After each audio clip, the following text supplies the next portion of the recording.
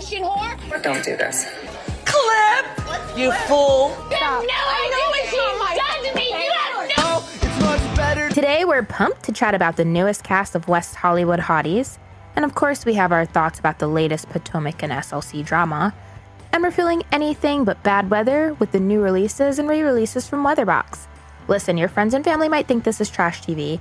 Your mom might have called your love for emo music a phase, but here we know pop culture moments and alternative music scene shaped us and still do.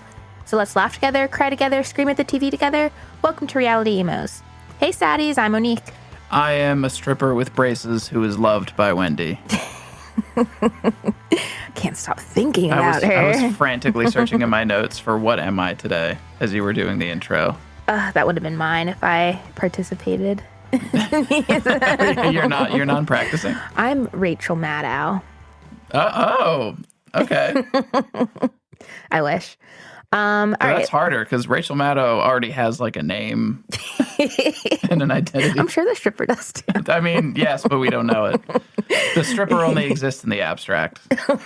That poor stripper. Actually, no.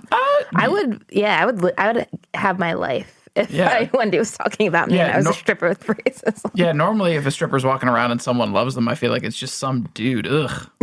She's loved by Wendy Osefo. Come All right, on. so let's get into it. Speaking of strippers, we got the new Vanderpump cast. Oh, gee.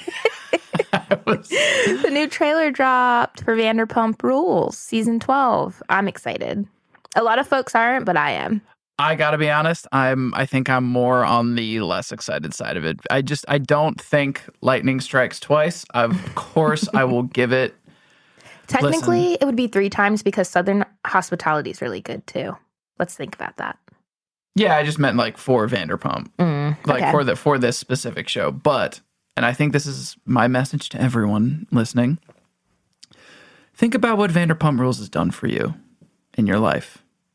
Think about the decade it's gotten you through since I believe 2013. No, it's been with us for so long. So don't. I mean, really, shouldn't we all think about what we owe to Vanderpump Rules? And now Vanderpump Rules is coming to us. They're coming to us, asking for us to watch again and listen again and tune in. And after all Vanderpump Rules has done for me, I know I owe it at least this much. We're going to be there for them. Yes. I think so. I've abandoned them for less, but I'm willing to stick with them for even less than that, apparently. Well, I personally miss Lisa Vanderpump, and I don't watch the Vanderpump Villa shows because Not doing they're that. on the E! Network, and I don't trust E. I don't trust E with this. They propped up the Kardashians, so I avoid a lot of shows on there. Tell them. But the Vanderpump trailer looked fire, and I want to make sure that the folks know I pretty much called this cast last year. I was doing some sleuthing. I was really proud of my detective work. Most of the cast members that I said would be on it are a part of the main cast. And they all look like they live in apartments and have roommates, which is going to make this a good show. Bare minimum. I think the critical thing is, like, based on your research, do you think they're friends? Yes, 100%. Like really they're friends? Yeah. Yeah, I mean, a lot of them, I was able to find one from Marcus's profile, but they go on they party together a lot. They go on trips together. I do think that they're friends, and I think because of that dynamic, it will make to be an interesting show because they're not, well, I'm sure they'll be putting on airs because that's as one does. But they seem like they'll be at least close to the authentic cast that we got in 2013. I'm choosing to make a leap of faith for Vanderpump Rules. I'm willing to trust you in your assessment. Do it. But I personally saw that trailer and I was just like, none of you. Do they seem too self-aware? Yeah, like it seemed like they know the show they're getting into, and I think unfortunately, just based on that alone, I'm like, what do I do with this? But again, I'm going to watch. I'm going to give it a shot. Yeah, I mean, like, Sheena probably knew the kind of show she was getting into, and she is still entertaining, not in her older age. Also, I'm pretty sure hers is the only voice of all the ladies of the cast who was not featured in that. And so that makes me either hope, maybe is it finally happening for Sheena? Like, is she going to be the star again? I think the Valley. Oh, God. Or nothing. That poor lady can't catch a break. Speaking of Sheena, though, I did see there is a new cast member that is singing on top of the bar for the Gay Pride episode, like Sheena Shea did. That's how she premiered Good as Gold. So she's being replaced. But I think we need to watch The Substance. I finally need to watch that based on what's happening to Sheena Shea. Oh, no. She's not that old. As I recall, I don't think you have to be for The Substance to get you. I haven't seen the movie. I don't know how it works. But I do agree. You have to see it. Yeah. Yeah. The end. All right. So we also got the trailer for Real Housewives of Beverly Hills. That'll be premiering December 4th. And it was pretty lit. Looks more interesting. I mean, of course, it's because more people that we know. But I feel like I trust that trailer more than I trust the Vanderpump Rules trailer at this point. I know you sent me the Instagram profile of one of the new cast members. The TikTok profile. Seems like I'm gonna hate her, which should be great. I don't know who she is, but I don't know how she got on the show, but she's there. I mean, I think being an influencer gets me on a show like that, but yeah, I don't know. I don't think I'm there for that, but there's plenty else to go off of. I mean, the fact that I saw Mauricio and Dorit talking, that was and then Dorit. And then Jennifer Tilly calling out Sutton, saying she understood why Garcelle left. That is tea. And Jennifer Tilly's my fave. I mean, she's a... Especially after we watch Bride of Chucky. Bride of Chucky. Bride of Chucky. She's an icon of stage and screen. I can't wait to see her back on our screens. And then also Rachel Zoe. I adore her. So that's going to be a good season. There's no doubt about that. Yeah, I don't think I'm familiar with Rachel Zoe's game. So I think that'll be... Maybe we should watch the Zoe Project. Maybe we should. I mean, we need a filler episode for while we're away. So. All right. I figured we could just do a sailing yacht recap, but unfortunately, getting into sailing yacht also gets you into eventually learning about the allegations against Gary, which kind of makes it tough to do. Yeah, we took a little break from that. Yeah, we still finished the season. But when we shouldn't read about things. I think that's the... Instead, we should watch Below Deck Sailing Yacht. Or sorry, oh my God, not Sailing Yacht, Down Under. Down Under. Oh yeah, I can't wait. Well, they don't have a premiere date for that yet, but... That's true, unfortunately now I may possibly be skipping around the outline, but it occurred to me that it really is it seems like kind of an Avengers level event. Like what's going on with this season of Down Under, the fact that they have Daisy, the fact that they have Chef Ben, like I'm sure there's other people. And that nice ass boat. That boat is so nice. That boat is crazy. I want to live on it. Again, big enough to warrant a sous chef, which honestly I think has been painfully absent because again, having not seen anything, the first thing that jumps to mind is like never before has a chef been able to yell, "I need hands." Oh, and I don't know if it was a Decky or a Stu was giving Lisa massages. They go above and beyond. Like, I need this season now. Yeah, I think I'm maybe we should just watch Below. We haven't watched Below Deck. I think that's exactly what we should do. All right. When we eat dinner tonight, that's what we'll do. All right. See how I did that without veering into Salt Lake City yet? Let's talk about Potomac. Let's get into Potomac.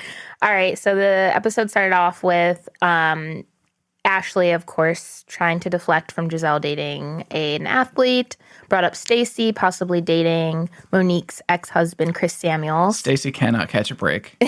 But she says they're just friends, and I believe her.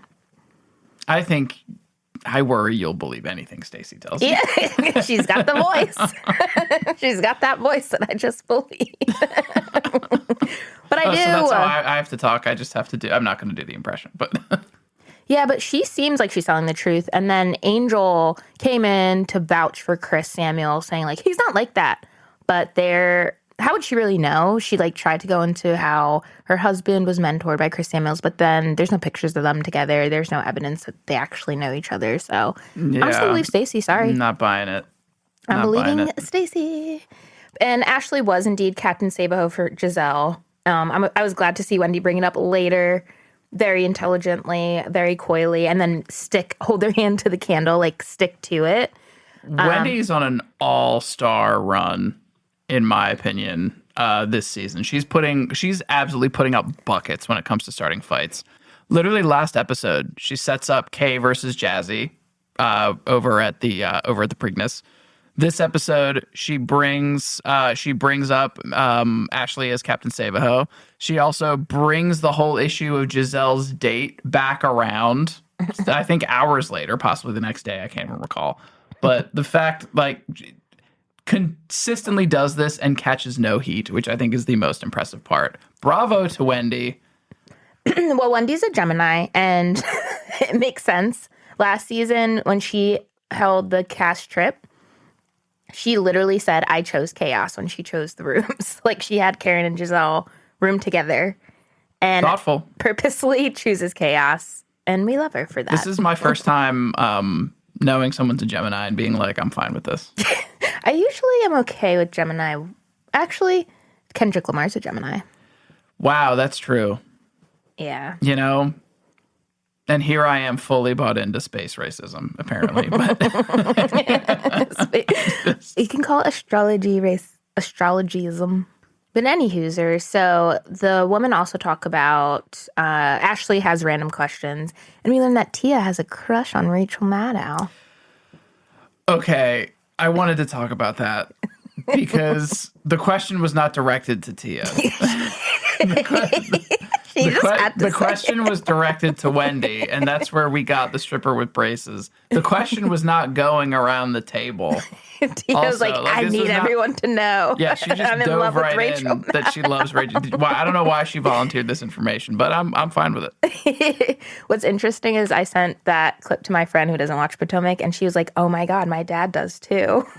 He loves Rachel Maddow. Rachel Maddow is for everyone. She is. Andy, please get Tia and Rachel Maddow on a couch together for Watch What Happens Live. Don't do that to That Rachel is my Maddow. only wish. I'm pretty sure Rachel Maddow is happily in a relationship of some kind. She does have a girlfriend, yeah. Whatever. I don't want to do this to cares? Rachel Maddow. oh, I forgot. Also, Tia's married. Totally forgot. But so that night, they did all seem to get along with Kay being gone. Yep. Kierna is like a dark cloud, honestly. I'm sorry, but I'm not sorry. I just don't appreciate what she brings to this season. It's very odd. I think it's really bad when one person being removed changes this is also a way to judge your own friend groups by, if you're listening. If you have one person where the entire vibe of the rest of the group gets significantly better when you hang out without that person, that person's probably an issue. I'm not saying just cut this person out of your life, get rid of all toxic relationships or whatever. I'm not doing that. But it's probably worth addressing. There's probably some behavior or some attitude that we can work on. Or again, sometimes you're not invited to the function because you don't do coke, and that's okay. And maybe you have to tailor the event to the people that are coming. Where are you going with this? Well, I mean in the sense of, like, easy example. We have a friend group that knows not to bring me if we're going to the club because I'm going to have a miserable time and I'm going to complain the entire time. That's just I shouldn't be invited to that. But we invited you for Halloween. Shouldn't have done that. We had an okay time. So yeah, I do agree with that. But do the other women see it? I think they started to see later on in the episode.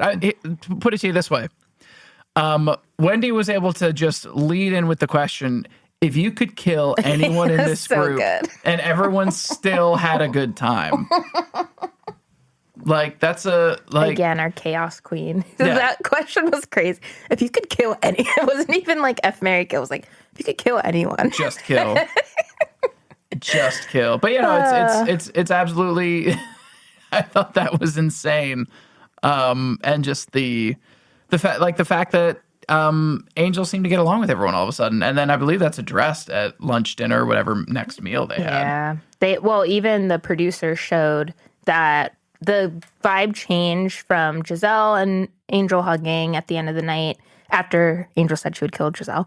And then the next morning, the vibe is completely shifted after Angel and Kay obviously have a conversation.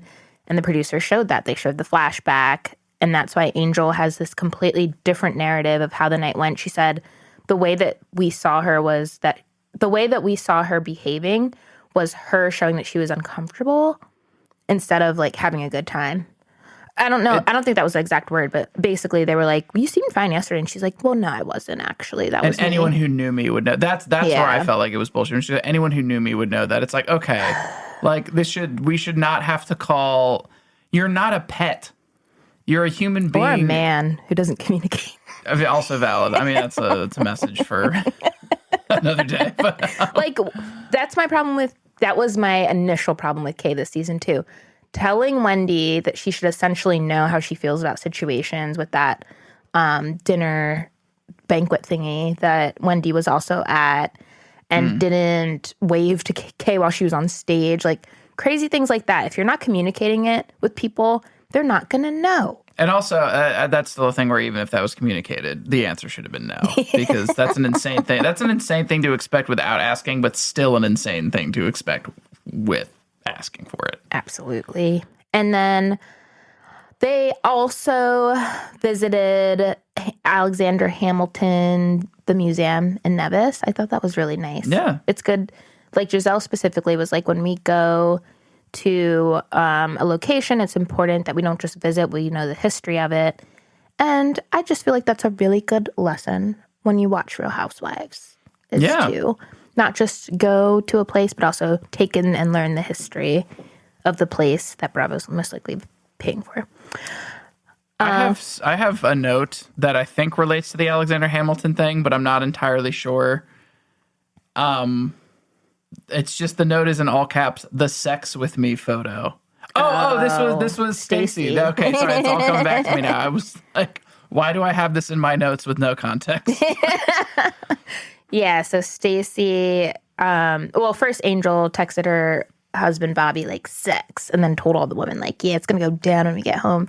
And then Stacy's like, I'm gonna try that with my. There really are two types of couples in this world. There is, you're either Angel and Bobby or you're Stacy and Timo. And his answer was, I think you have the wrong number. I think you have and the I like how wrong number. she took a picture that was like, you can have sex with me. And she's like, I look scared, because I agree. She looked completely scared in that. She looked frightened. Maybe he's into that. Who knows? I also just appreciated the tour of Alexander Hamilton's house, because I have never seen Hamilton and I don't remember the drunk history episode of Hamilton. So I feel like I learned a lot. Like when they were saying good things about him, I was like, I don't think he was a good person. You were like, no, he actually was not. He's not known awful. to be solid. He's a generally considered a favorable figure in the founding of America. You know, as far as one can be. I am just like belaboring this point because I learned history from Real Housewives, and I think that's important. Sounds alarming, kind of. I feel like the problem with that is they can just say if they do something or if they get something wrong, they're just like, we're just a reality show, whatever. All right, anything else? Flu on vacation is literally my nightmare. That seems like something that would be horrifying to me. Also, I mean, you've had stomach poisoning. I have. It's a nightmare because it happened.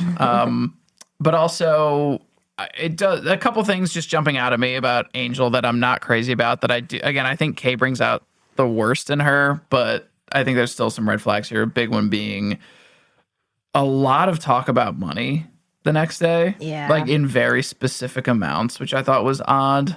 Like, you know, he gave me $5,000 to go shopping. Like, okay, we're going to the flea market, but all right. She's a Brachiosaurus Rex. Yeah. And like, yeah, speaking of that, like, don't get me wrong. I'm so happy that they're all freaked out over there in Angel's home. But I do think, like, I feel like the way she's bringing it up frequently is not in the spirit of, oh, it's just girl talk. I think she's kind of trying to flex or stunt on some of the other ladies.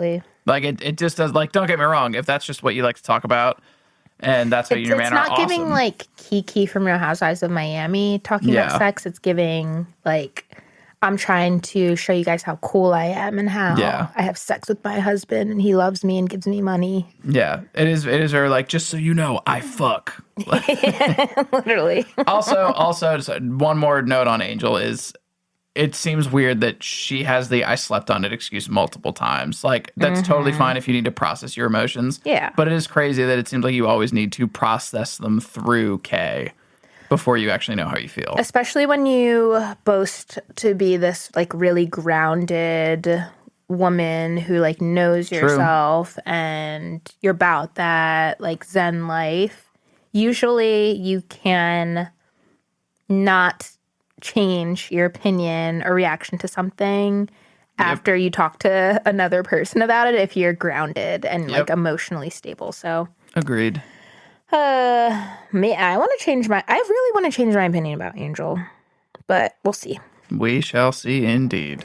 Let's talk about women will never change our opinion on Real Housewives of Salt Lake City. Yeah, you've definitely never changed your opinion on Lisa. Still sticking up for her somehow. I am, because Wow.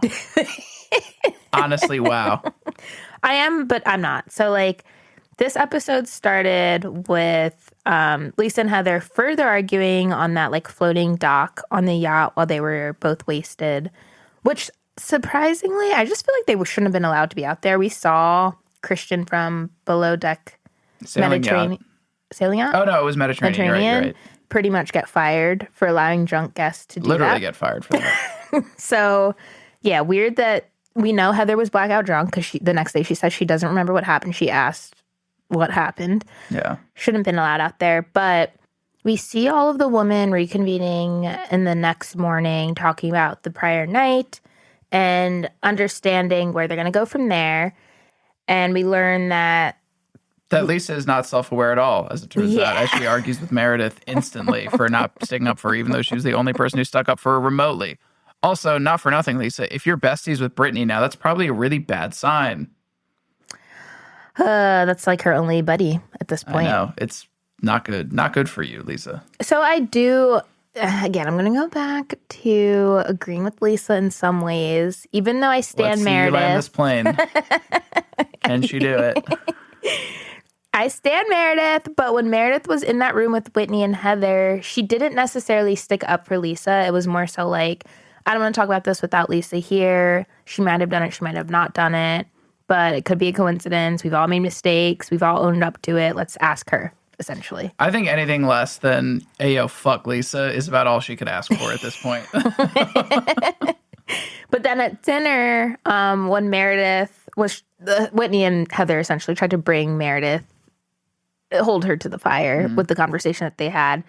And Heather was like, "You're the source of all the dirt, Lisa." And Meredith just said, she tried to reiterate what happened with the conversation, make it clear, like, apparently when you're upset, something gets leaked. That's the commentary. And I said, I hope it's not true. If you think it's true, talk to Lisa. And again, like, in Lisa's mind, that's not sticking up for her. And it's really not sticking up for her. It's more so like, ask Lisa.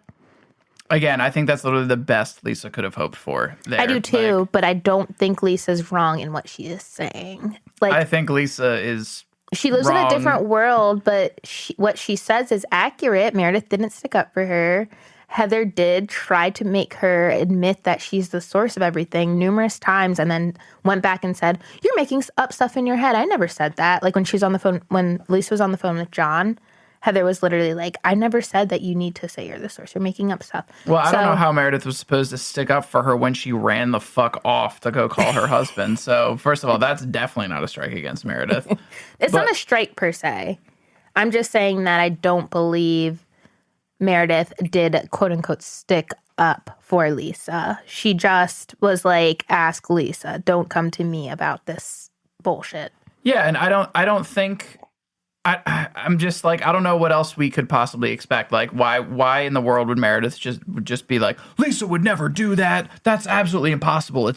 This is slander. Like, what is that really what we expect her to do? Like, no, and Meredith made a good point that just because she doesn't do it in the way that Lisa would, that it doesn't mean she's not sticking up for her. And I think Meredith is doing it in her own way, but she's not doing it in the way that Lisa would go crazy if someone was saying this. Well, no, I think that, Lisa's a fucking snake, and I think that she would abandon her baby.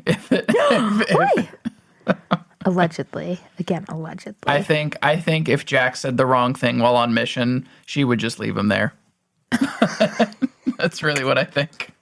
I think Lisa is a reptile with no understanding of human emotion or what it means to be actually connected to another person in a non, how do I say it? In a non-parasitic way. That could be the case.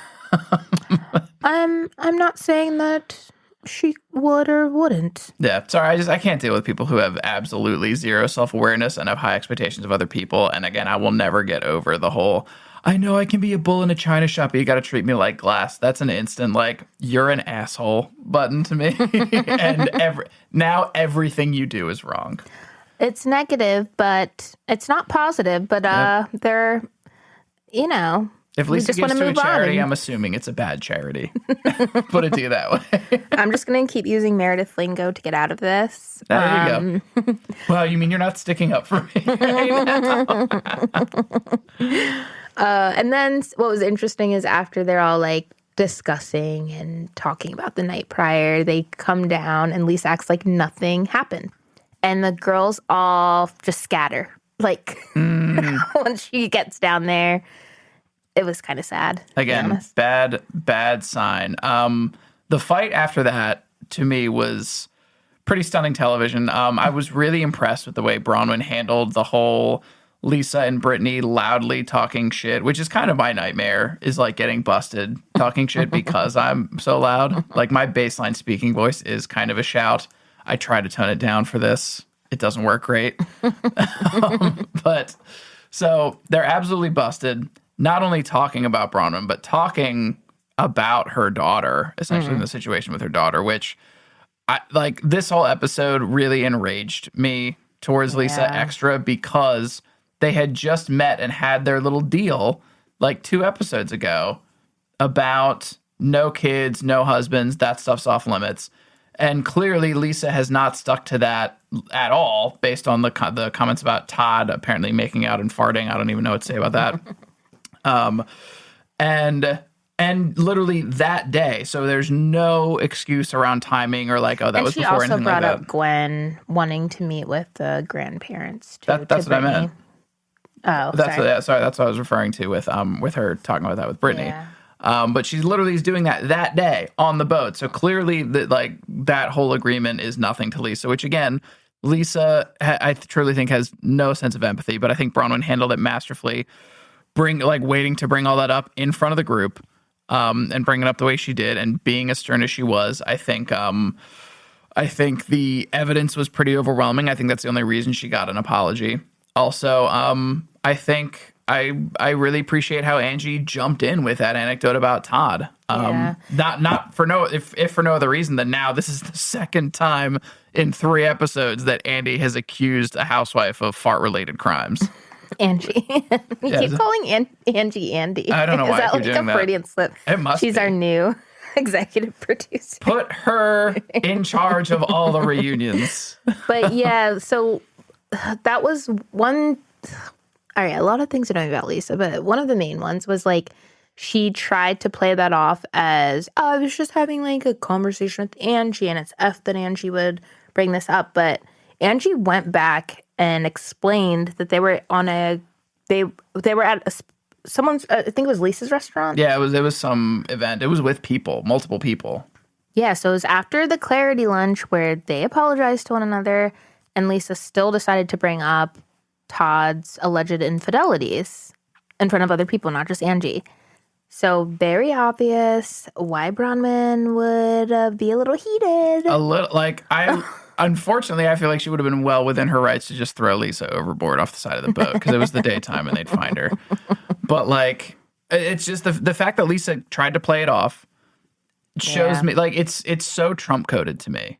The fact that she literally oh, I didn't do it. Oh, well, if I did do it, it's not what you think. And if it is what you think, then, I really shouldn't be in trouble for it. She just keeps going and going. She had to get dog walked through that entire issue and the combo of getting busted talking about her daughter in order to get anything remotely resembling an apology. But she did apologize. I think if it takes that much for you to apologize, yes, fine. Good job, Lisa. I was impressed. Except then she goes into her confessional and immediately starts talking her shit again. So again, I think Lisa's in her flop era, and I'm so very, very disappointed in her. I want to be entertained by her, but it's really getting into late Teresa Giudice territory for me.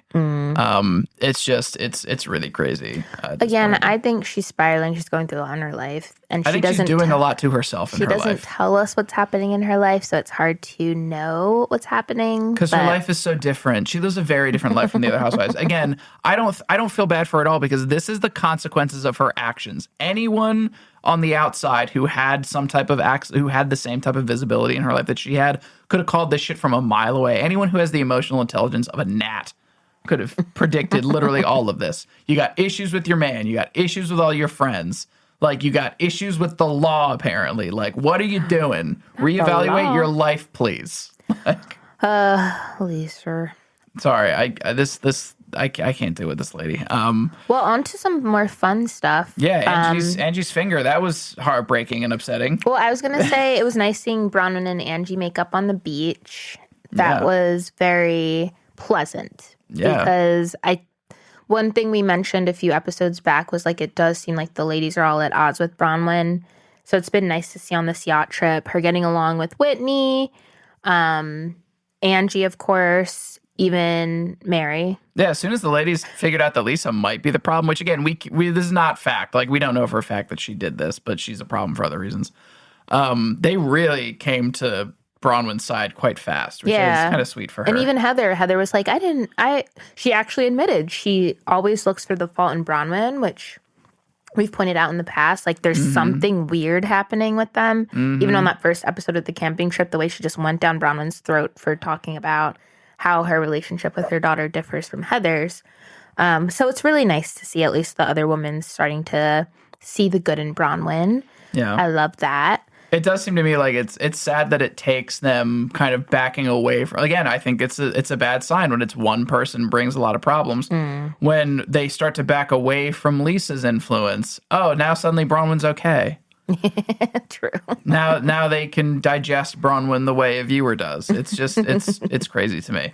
Also, how are these ladies so insanely much crazier than any normal charter I've ever seen on any of these below deck shows? Yeah, I wonder if it's because we are seeing the behind the scenes with them, but the fights and then even just the inflatable costume. That's what I was going to. We were just we couldn't stop laughing. The fact that Angie broke her finger after being seasick, but it all happened while they were paired up in inflatable costumes. I don't even know what they were going to do with those because they changed it to a different outfit for zombie dinner. So I don't know why we were doing sea creature costumes at this point. I think they were just going to have fun with in Heather's face or something. But I think an incredible part of the flavor that Bronwyn brings to the show. It's kind of above and beyond. Like, normally it's just, you bring mess, you bring stories, you bring drama, whatever. Bronwyn brings a certain costumed flavor to the show where a normally interesting thing like breaking your finger in a door can happen, but in a fish costume. She helps make it more camp than it already was. Yeah. But it was just so absurd watching her, Angie's slowly deflating and then be like, I'm still gonna do this, but then you see how detrimental that door slam was to her finger. She's a strong woman. That made me stand for her even harder because she handled that like a boss. She was determined not to let another thing mess up her first ever yacht trip, which literally was seasickness for a full day and then breaking her finger. It's crazy. And also, such a queen. I'm pretty sure the keep out signs that they had at the dinner are the same ones that we have in front of our house. Absolutely. For our Halloween decorations, which I just think is nice. So yeah, the Halloween, or I guess it was a zombie theme party. It wasn't really Halloween, but obviously they did this on purpose. I think they did this. It would be on time. So that also turned into a fight. Captain Jason was supposed to join them for dessert. Just walked off. But Meredith asked Brittany why she's taking a tequila shot after she threw up. Because I'm trying to feel better. I was asking the same question. I think it's an iconic line. And I'm using it. And I hate sticking up for Brittany at this point, but sometimes she speaks from my heart. Yeah, so it ended around then. with them fighting about Brittany taking a tequila shot. And also, Bronwyn was on the Watch What Happens Live episode wearing a Protect the Doll shirt. So thank you, Bronwyn, for being that girl, always and forever. All right. Next, we have music excitement time. And this time, I'm doing it. You are. So, if you are one of me plus probably 15 other people who are fans of a band called Weatherbox, it's a great year for us this year. In all seriousness, so Weatherbox is a band that is basically more or less the project of Brian Warren. You probably don't know him from My American Heart. He played guitar for them early on in their career, and then he also now actually plays in Say Anything as a guitar player for them when they're on the road. But he's a fantastic, likely highly mentally unwell singer-songwriter. I think he does awesome work. And they have a new EP called The Compass, with 6 songs. Great record. I believe the first song goes from 5/4. It goes from 5 to 3 to, I believe, 6. Back to 3. It has like 5 signature changes. It's great. Wow. It's just the most Weatherbox thing ever. For context, so without being mathy, I don't know. I mean, yeah, he can count good. But what really has me excited is they also just, I believe the last week or the week before, re-released an EP from, I believe, 2012, 2013, somewhere thereabouts, called Follow the Rattle of the Afghan Guitar. And in my opinion, it's one of their best records. It's one of my favorite EPs of all time. And it was actually not available on streaming services for, I mean, God, I want to say close to a decade, at least handily 5 years, likely more than that. But I don't know why it was taken down or why it wasn't available. But Follow the Rattle of the Afghan Guitar, I think, is an awesome record. Front to back, no skips, which I guess ought to be the case if it's an EP. Tracks. Yeah, 6 tracks. There shouldn't be any skips. But looks like they're also coming back for 3 shows in January, which sounds like a full tour for Weatherbox. So a lot more than usual. Yep. They're going to be at the Bowery Ballroom in New York, January 2nd. January 9th, Los Angeles, they're going to be at the Goldfish. And then January 10th, they're going to be at Soda Bar in San Diego. Yeah, and the Compass / Follow the Rattle of Afghan Guitar came out on a double LP. It's already sold out, so Brutal. I know, but they are. I just feel like it was like kind of a secret drop because you and I found out about it. Weatherbox is not really trying anymore. Yeah. Like again, they're doing 3 shows. Then he's going to be back with Say Anything. I think Brian Warren might even have a day job at this point. I'm not entirely sure, but he's doing this. Brian Warren's doing this for the love of the game at this point, which is, in my opinion, why you know it's good. Yeah, they are. I feel like that might have been one of the reasons that you thought I was like cool, is that I knew Weatherbox in the Dangerous Summer when we met. That must be. No, not anything else. No, nothing else that could possibly have been cool. So can't imagine. Next up, we've got our special report. So I just can't. Sorry, I can't get. I'm stuck on the idea. Like, she seems okay, but I wish she liked an obscure indie band from the 2010s. I don't know why. I don't know why my internal monologue sounds like an I'm walking here guy. But maybe I'm pushing it onto you, but okay. That's why I thought you were cool, Eric. Oh, all right. Oh, so this is about you now. Like, oh, he's heard of Weatherbox. I am rubber, you are glue.